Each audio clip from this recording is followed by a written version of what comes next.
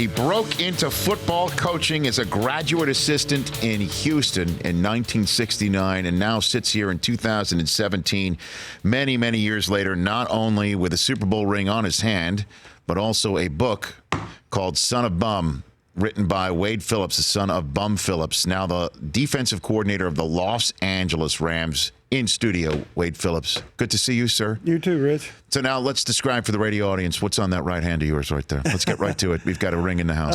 Yeah, this is Super Bowl 50. Obviously, we're proud of it, and I wear it every chance I get. You do? Sure. Out and about? Oh, yeah. When was the last time you wore it, other than just right now here on the Rich Eisen Show? What about that? You know, when we go out to dinner, no, go you to a don't. movie. Seriously? Oh, yeah, sure. What do you mean go to a movie? Really? When you go to the movie theater, you just... Yeah, my wife and I, sure. No, I mean, if you think about it, though...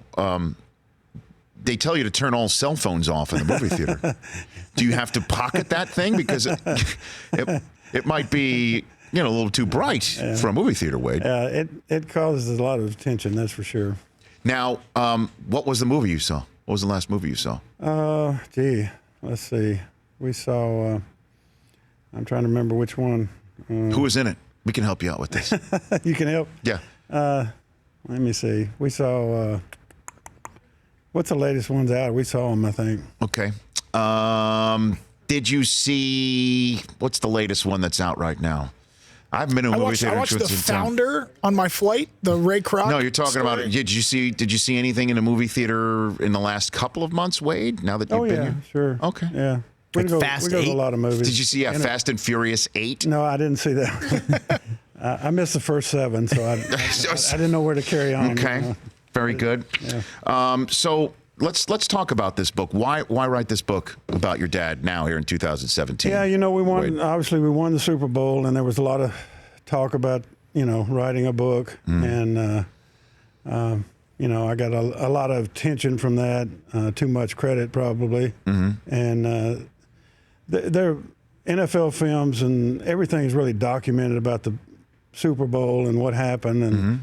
And Gary Kubiak, winning the Super Bowl and all the things that happened. So it kind of took me back to why I was there. And basically, it's the things that I learned from my dad that got me to where I was part of a team that won the Super Bowl. What did you learn about football from your dad? Everything. I mean, when it's your dad, your high school coach, your college coach, you coach for him for 11 years.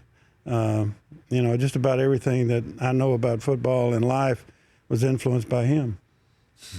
I just remember growing up, not to date anybody here, but I remember growing up in my house in Staten Island, New York, saying, who is that coach with the 10-gallon hat on his head? Right. Your dad. And I remember one year, was it the Astrodome where it got stolen off his head? Running off the field? It was in Pittsburgh. It was in Pittsburgh. And somebody just swiped it off his head? They took his hat off, and actually the fans sent it back to him and said, sorry, we did that. So because I remember he was pissed. Well, yeah. But where did that come from, wearing that hat? Well, he grew up on a ranch, working on a ranch. He was a real cowboy. But even going on the sideline of an NFL game, I mean... it was at Texas at that time. It was, everything was, that era really was a lot of things going on as far as Cowboys and Texans and so forth. And so it was just natural with him. Well, I know that, Landry had his fedora, your dad had his 10-gallon hat. And then when it all comes down to it, though, Wade, these days it would have to be sponsored by. It'd be a Nike swoosh on the side of his 10-gallon hat. Go get your Bum Phillips gear. I don't think Stetson would like that a whole lot. So I'm with Wade Phillips here on the Rich Eisen Show. Who is the most talented defender that you have had in your care? Oh wow! Yeah, I just went that way with you. Yeah, that's name 5 of them. Let's name some people here. Well, let's see. Who would you group Ricky together? Jackson, Bruce Smith, Reggie White, Curly Culp and Elvin Bethea were the first 2 guys I coached. They're both in the Hall of Fame. Lately I've had J.J. Watt, of course, Aaron Donald now is I think, going to be in that category. So it's too many to name, really. Well, I mean, we saw what you did in Denver with Vaughn and DeMarcus Ware. So, but when you walk into a spot, because you have where you've gone, I know you said that you got too much credit, all right, and that's you being humble. But there's no question when you go into a spot and you get these defenders in your care, you sprinkle something or you figure something out that puts them in a different level. What is that? What do you do when you go to a spot? I think our teaching progression is good. I mean, really, a football coach is a teacher, and you've had some great teachers through your life that influence you, and I think that's what you do is have a teaching progression that relates to the players, and they can play. You can teach them to be better, and that's. There's still a lot of fundamentals that players need to be able to do even when they're in pro football, and we concentrate on those. Right, and then head coaching. How's that a different ball of wax for you in the NFL? It's it's more of everything. As a defensive coordinator, you're just one side of the ball. Right. You don't deal as much with the media, and all the behind-the-scene things that come up. The head coaches, have to worry about all that stuff.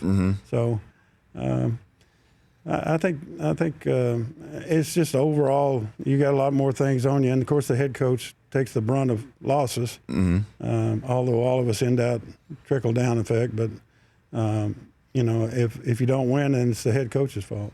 I'm here with Wade Phillips here on the Rich Eisen Show. I'm looking at the Rams draft. They went through quite the run. They're obviously loading up on offensive players to get Jared Goff up and running for the new coach, Sean McVay. What is it like for you to be coaching alongside somebody, the head coach, who is half your age, which is the true story? It is. It's great. I don't, obviously I don't worry about age too much or I wouldn't be coaching. But he's a fantastic guy. My son, Wes, coached with him with the Redskins and told me about him, and then I met him, and I couldn't be more impressed with a coach. It's not a young coach; it's a coach coaching a team. The way he's handled the first month or so with the players. But I mean, there's no awkwardness in any way, shape, or form. No, Wade? I mean he knows football, and that's what I appreciate about him. He knows football and. He especially knows offensive football, but he'll sit in some of our meetings, the defensive meetings, or with the players and stuff, and he can spout it off just like that. What we're telling him. I mean, in 1 week, he knew every player. He knew every player on the team, could recognize them and say their name. I didn't know all the coaches in a week. I couldn't say. Right. I couldn't remember all them. Right.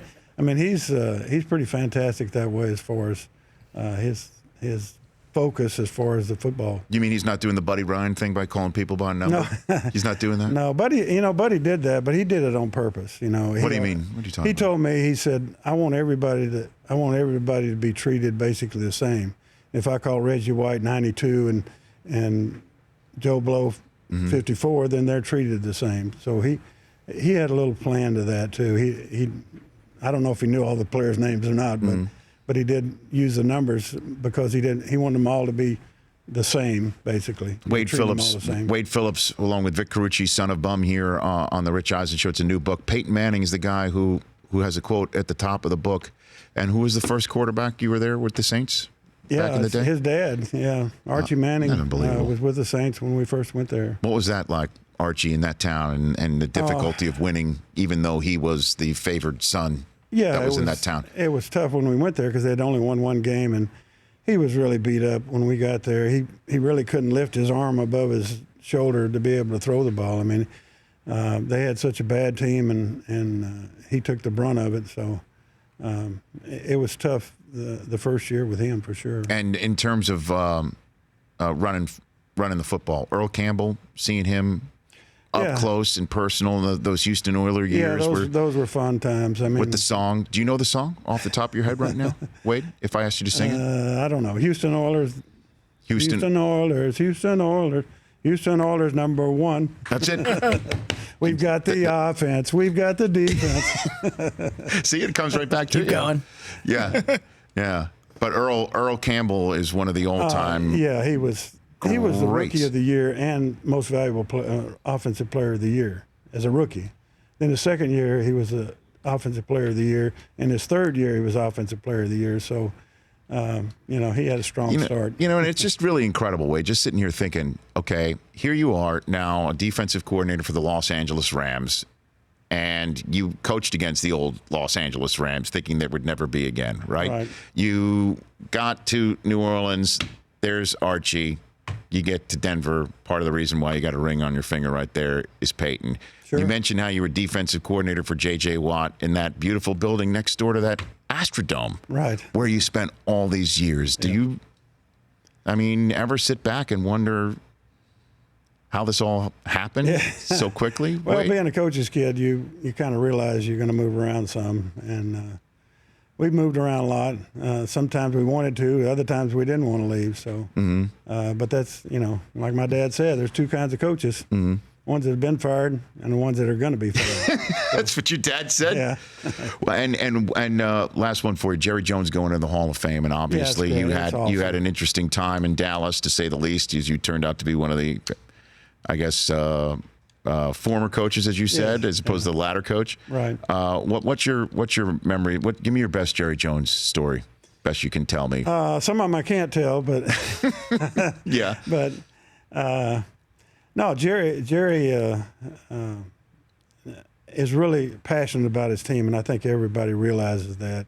He's so passionate about his team. Now, he does talk about winning the Super Bowl every year, which is, which would be tough to do. But his expectations every year are that, and he's passionate about it. But he's enjoyable to be around. He's got a great family, and I tell you what he did. When my dad passed away, my son was still working with the Cowboys, and he sent my son and his family down on his plane to Goliad, Texas, and paid for the meal. Had people come out and pay for the meal for that, and so I'll never forget him for that. Yeah, and he's going in the Pro Football Hall of Fame. Go get Son of Bum, Wade Phillips with Vic Carucci in a bookstore near you. Don't be a stranger. We're just down the street from your new stadium. Whenever that gets done. Yeah, and look forward to it. Yeah, you bet. And was it La La Land? Was that the name of the movie that you saw? Oh, I saw that one. Yeah, Okay, sure. you got to put that thing in your pocket, man. That thing is pretty bright. Good to see you, Wade. You too, Rick. 60 seconds. We'll come back. Your phone calls and more. Wade Phillips here, Al Madrigal, and also Peter King still to come. The Rich Eisen Show, weekdays at noon Eastern on Audience.